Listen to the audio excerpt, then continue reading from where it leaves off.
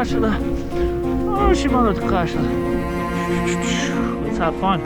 3, 2, 1, hoka!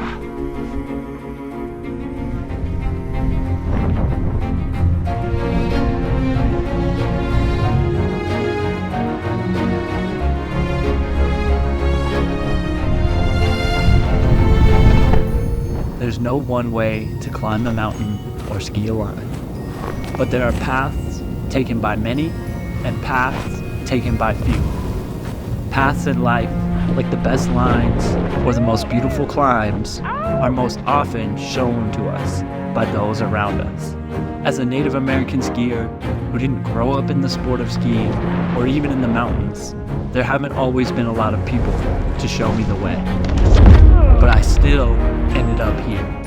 I certainly didn't make it all on my own, but I also didn't take the same approach as those who've reached similar summits or dropped the same lines. I'm not the only one fighting an uphill battle to belong here, and I certainly won't go it alone as I reach for heights I've never reached before. That power stance is something. Yeah.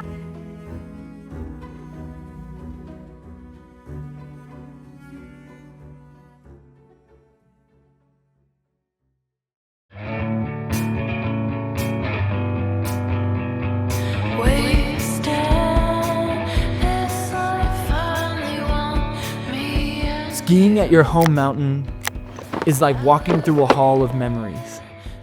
As December begins to color in the lines of the trail map, I find myself thinking of seasons past, seeing rocks that were once cliffs to me, waiting to be covered by a 400-inch winter, which is mostly yet to arrive. You can tell it's good by the dirt. That's how I know. Powder snow. I've come a long way since I bought my first skis and a pass to Winter Park 10 years ago at the age of 21. Learning every run, every cliff, and the location of every waffle cabin over time on this mountain where I taught myself to become a skier. Well, you can see my house from here, but we're headed to the waffle cabin. One of the most upscale amenities on the mountain. Can I get 2 cinnamon sugar waffles and a chocolate milk? Thank you. Most all of the biggest names in skiing are people who started their journeys as racers and in competitions with coaches and teammates to push them further. For me, the mountains have mostly been my mentors, learning as I felt my way along. And I felt a lot of joy in this experience, but also felt when I came up short.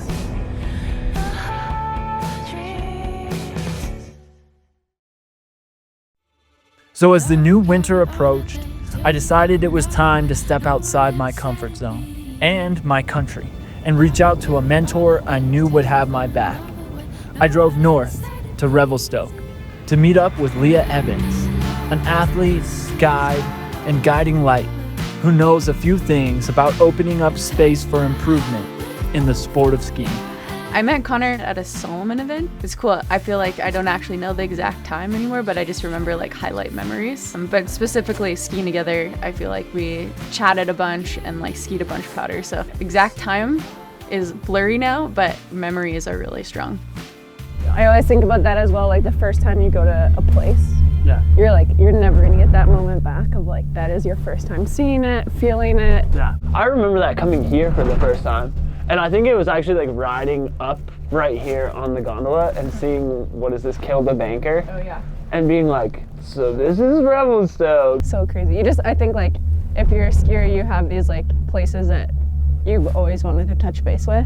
Yeah. And then you actually go and you see them and you like meet the people and like the culture of that place, and you're like, yeah, it's kind of like a personal list. How many years has Girls Do Ski been going now? 14. Have you kept track of the numbers over the year? Like, do you know how many like skiers you've had in your camp? Like definitely over thousands. And have people that have been campers like gone on to have ski careers or become coaches within your program? Yeah. Or? And they've also come to work for me, and I've become really good friends with certain people, and like then I also see other people being friends, and like it's just a community space for sure. And I always like I'm so impressed by people. A lot of girls show up by themselves and they're like, I'm here to meet other people and be open. I'm like, it takes a lot of courage to even just show up like that. That's brave. That's the type of bravery, like the social bravery like that. I think especially in a sport that is like, there's one like prototype of this is what the athlete looks like, and it's like usually like one specific white guy with all the opportunity and all the cool shit, and he's just so cool. If you're not that, the social bravery it takes to get into the space, it is sometimes bigger than the bravery to drop a huge line. Like I know that for most of my life I've been much more comfortable to drop the huge line than to drop into community. And so like having created a space the way that you do, I think is a huge part of that. Yeah, it just feels like something I'm supposed to do. I'm all about trying new things, pushing myself, but at the end of the day, I just want to have enjoyment too. Totally. So that, it's been like I haven't led the traditional career. No, for sure. But I think that's like part of what I admire the most is like a lot of people who don't follow the traditional blueprint also don't have the longevity that you've had. And so that for me is something where I'm like, I want to end up like that, like to be one of the people who's had the most fun and the most impact, and then also has a clear stamp of like, but this is like Leah Evans style. When they were like, do girls even ride pillows? And they're like, doo doo doo, and then I'm like, exactly. And that's like, I've always just tried to make my skiing speak for itself too. And I think within the ski industry, I'm like, it's been a box forever. And I'm like, how do we like put new things like from outside of skiing like into this box? In my mind, I'm like, you have dreams and then you have reality. And I think like your job is like to sew them together. And a lot of the projects that I have done have been like that process. And when you do that, it opens up new realities for other people. For me, like the Jumbo Wild movie was like the reality opening moment for me of like, wait a minute, like there's a place where like a native voice like fits into ski. And that was like almost a decade ago now. If people could only see what was back there, they'd want to protect it too. For me, watching that on Netflix on my couch, I was like, wait, like maybe I have a spot in skiing. Totally. And it comes from like the way that just it merged multiple realities through the sport. Yeah, and creating space, it's like, if you want to, like we open up ski terrain, it's like, how about opening up space? You know, like with it's female skiing or like whatever you're passionate about, it's just like, actually like try. And like, you might not succeed, but a lot of times like you will. And like that then creates more space for other people and like other ideas. And I think that's like the movement that we are gonna have to change the planet, because we're not gonna be able to do the same things that we have been doing. So you have to get creative and make new spaces and invite people to join them too. Yeah, well, thank you for inviting me into this space. Oh yeah. This is like, anytime. This is a special Leah space in my heart and in my mind. Yeah, we skied our first tracks down there. Yeah, I was gonna say, and that day like forever lives in my head as like a best day ever day. Yeah, the snow forecast too, are like 10 centimeters, 14 centimeters. So I think our timing is really good too. Perfect. I don't know what a centimeter is, but more of them is probably good. More is good. Yeah. Connor, what we're gonna do today is we're gonna go through a progression. So we're gonna go all the way from the toes. We're gonna work our way up the body. So if you can just do a little jump for me. I want you to try and kind of think about like the pads of your feet. So you got your toes and then you have the pad that connects everything. And I want you to try and land right there. I think we did a lot of cool technique, basically working on foundations. And I think like stance wise, we were really like trying to dig into the stance and kind of get the skis apart. The power stance is basically comprised of those pads, being on the pads, like we've been talking about, having space between your legs, and then having a strong core and chin up. This band is gonna go on and we'll tie it on you, and you have to keep the tension. It was cool to hear him feedback because he's like, okay, if the skis are apart, then I have 2 springs versus 1 spring. All these like things were starting to make sense. But I think, yeah, just keeping the stance throughout the season and like putting the power together, like boots matched. There's a few things, but I think it's like totally caught on, and now I'll just take muscle memory to recreate a new pattern. What do you feel like in your self-concept that where you can improve in your skiing? Well, I think like for me specifically, it's definitely like being more like over my feet, and so that being like a centerpiece of like your whole instruction is really exciting for me, because I feel like the stuff I did like training over the summer was a lot about like strengthening that kind of stuff. So I think like drilling these things specifically will be like really helpful for me to feel like more connected with the fundamentals as we go back out into big terrain. Yeah, and it's also like putting in powder, like sitting your body on your skeletal system, so then you're actually stronger. On the what now? Skeletal system, like the structure, like the bones, versus like if you're leaning back, like you're gonna get so tired. So I love your way of saying that. That must be a national difference. wait, how do you guys say it? Skeletal? Oh yeah. It also could be my own way of pronouncing it too. We're keeping that. Skeletal. Okay, that Today is skeletal. skeletal system. No, this is exciting. Like I said, I had no like actual ski training growing up, like at all. I just like bought a pair of skis at 21 and was like, all right, I'm gonna like remember how to do this from when I was a little kid. I know I was good at it when I was 10, so like, That's cool. and just kind of felt it out. Just skiing at all for so long was a win for me. And then you end up finding yourself in a position where you're like compared to other people who had like such a different background and had so many more opportunities to learn the fundamentals, to be prepared, to be trained by professionals, that like this is like the only professional training in skiing I've ever like really had. Yeah.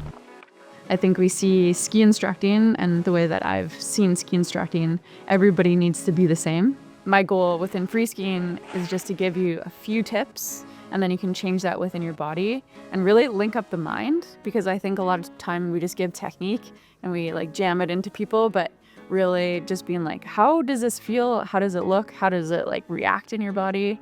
And kind of linking up mind and body, and then basically creating your own style. And I think that's what it's all about. Like, just if you turn this way or like left, or you have this hook, or like your arm swings, or like that's all your own personal signature. So I think embracing that, but being efficient with it is all like, that's my coaching philosophy. Dude, it's so sick out here.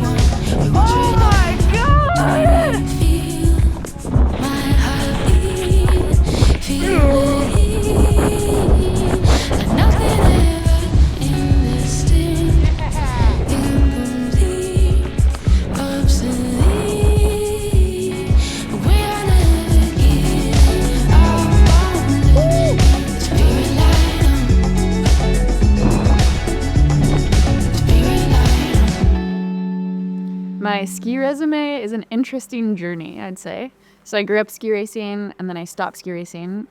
My parents couldn't afford ski racing, and all I wanted to do was go to the Olympics. But that was really interesting, because then that kind of pushed me towards powder skiing and twin tips, and that highlighted then like free ski comps. And I did my first free ski comp when I was 18. I just snuck in. You're supposed to be 19. And I met people from all over the world. I didn't even know that you could ski in Japan or Australia or New Zealand, and that totally inspired me to kind of jump totally into free skiing, and that led me into free ski competitions, and I did the Freeride World Tour for a bit. Fast forward, filmed a bunch of different companies, And through filming with them, I kind of started getting inspired to do my own ideas. So some of the highlights that I've done are a lot of Patagonia films that I've pitched the ideas to Patagonia, and then also a few of my own projects too. Been doing Girls Who Ski for 14 years. So I started it when I was 18. I was competing on the free skiing tour, and I remember this really distinctive conversation with the magazine editor. And I was like, where are all the girls? And he was like, well, Evans, you show me, where are the girl photographers, the writers, the athletes? And I basically got together all the best female skiers I could and just invited, it was an open invite, and got groups put out, and basically just was like, here we go, it's an event. And then I pitched it to my ski sponsor at the time. And I remember like printing out like a duotang and like putting together a business plan and being like, here's the plan. And I was just so motivated, it was insane. And then now, fast forward years later, within the backcountry with the ski hill, like there's just so many more females skiing. And I've contributed whatever I've contributed, yes, but it's also just like now there's just like more females seeing other role models that they can do this. And whatever stage that they're at, they can see someone like them doing it too. Activism has been an interesting journey for me because I grew up with parents that are really connected to nature. We always did these like crazy camping missions, and like I learned how to ride a bike on a logging road. So we weren't going to like the conventional spaces. So I feel like the way I grew up was like kind of extreme, which then made me like really comfortable in these really wild spaces and these environments. And here in Revelstoke, there's definitely, and within BC in general too, there's been a lot of logging, specifically logging of old growth, and have gotten really involved within that space in the last like 4 years, and have been to protests, and have also just been out with biologists and different foresters, and just kind of tried to learn as much as I possibly can. And through that process, I kind of realized like how little old growth we actually have, and just how standing up for the old growth trees is just something that I feel like a civil responsibility to do. We recreate all the time in nature, so it's how do you give back to nature versus just using it. I think being a better activist or a better skier comes down to like the core of you. And I think like if you can treat yourself with love and kindness, then I think that goes into whatever your sport, into your community. But I think at the core, like you really just need to come back to like that center. And that's the place that I coach out of too, is like I want people to be the best version of themselves. So if you're interested in saving trees, creating a recycling festival, becoming a better skier, I think that's like my gift to you, I guess.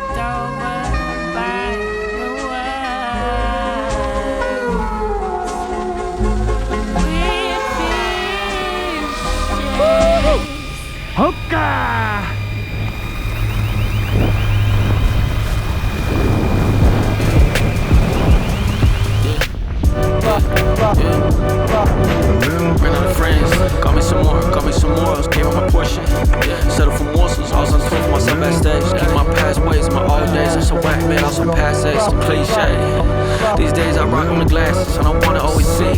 I like the grain of the sand to see. Brain that taught me, acceptance, patience, they can erase pain. I was working on my sense, and then I'm working on my pay. I work on my peace on my way, every single motherfucking day. My shit bang when I'm flash, it don't hurt when it do crash. We grow the best in the dirt, cause we seeds for every season. I'm pacing, it's on me. I'm a demon just for speaking, I'm a demon just for living. Yeah. With my ones from DE, and my posture and my seed. All the days, chromosomes I don't control. Morning, Revelstoke. Write that shit, don't erase no more. I keep my mental sane. My people about 5 mil, her people about 5 mil, our people about 10 mil, all people about 8 mil. Some of them still a kill. Fuck with them all still. Yeah, fuck with them all still. I got love for God's children and his monsters. I've been both, gotta refine so you can find till you can find your soul. We are all dividable, different, that's a lot is both. Lies for hate or pride, no, we do it for the pride though. Lions, we don't ride alone, I won't let them die alone. Before I say my dying piece, before I lay my final piece, I'ma connect in different ways, cause I'm a bridge to any place. Yeah, cause I'm a bridge to any place.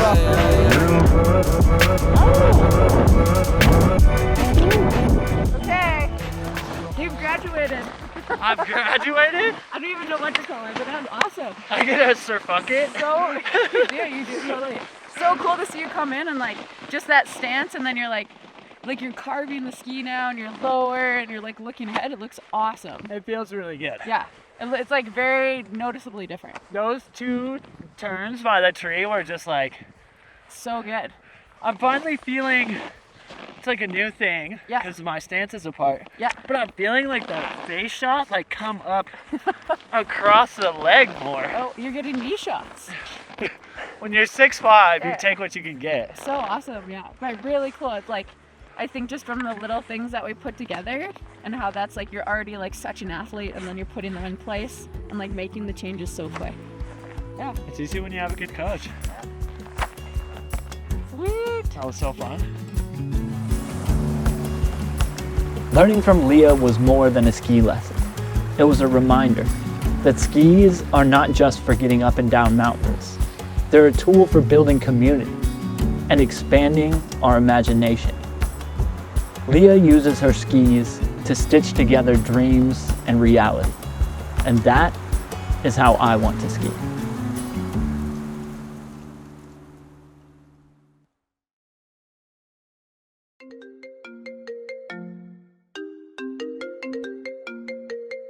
Oh, hey, Leah.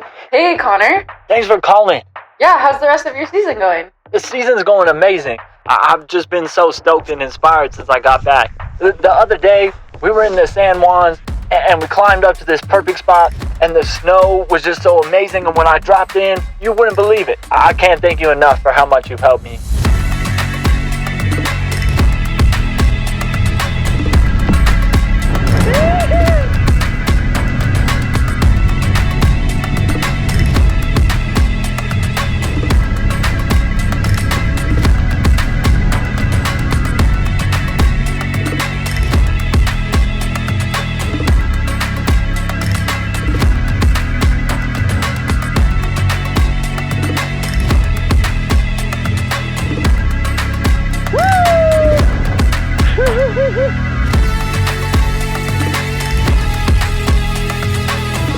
Dude, that was so freaking sick!